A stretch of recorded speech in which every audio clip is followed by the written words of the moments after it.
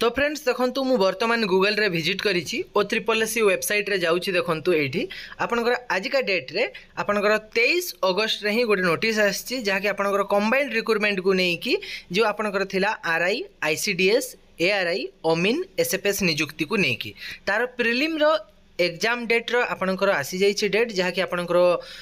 CBT exam हाँपाई computer based exam हाँपाई आपंकर एग्जाम टी आरंभ हो 20 सेप्टेम्बर 2023 रु कंटिन्यू आपंकर एग्जाम टी चलो 20 सेप्टेम्बर रु 20 अक्टोबर पर्यंत आपंकर एग्जाम टी चलो पाखापाखि मासे एग्जाम चलो कहार 20 सेप्टेम्बर रे भी थी पारे कहार 20 अक्टोबर रे भी थी पारे तो आपंकर कंटिन्यूअसली मासे आपंकर एग्जाम टी चलो आपनकर कंप्यूटर बेस्ड एग्जाम रहिबो आपनकर प्रिलिम एग्जाम टी आपनकर ए पीडीएफ फाइल टी डिस्क्रिप्शन में विजिट करेंगे डिस्क्रिप्शन में आम एम2 जॉब यूट्यूब चैनल रो टेलीग्राम ग्रुप रो लिंक रही टेलीग्राम ग्रुप रे मु आपनको सेठी दे देइछि तो आपण कोन करिबार एठी देखंतु आपनकर जो प्रिलिम एग्जाम टी थिला प्रिलिम एग्जाम रे आपनकर केउ कोउ सब्जेक्ट रो आपनकर क्वेश्चन आसीबो एठी आपण माने आगुरु जानि सारि थिबेनी जेमिति कि मैथ रु आसीबो 20 टा क्वेश्चन 20 मार्क रो जनरल स्टडीज रु रहिबो 20 टा क्वेश्चन 20 मार्क रो इंग्लिश रु रहिबो 20 टा क्वेश्चन 20 मार्क रो ओडिया रु रहिबो 20 टा क्वेश्चन 20 मार्क रो एवं लॉजिकल रीजनिंग रु रहिबो 20 टा क्वेश्चन 20 मार्क रो टोटल ऊपर 5टी सेक्शन रु आपनकर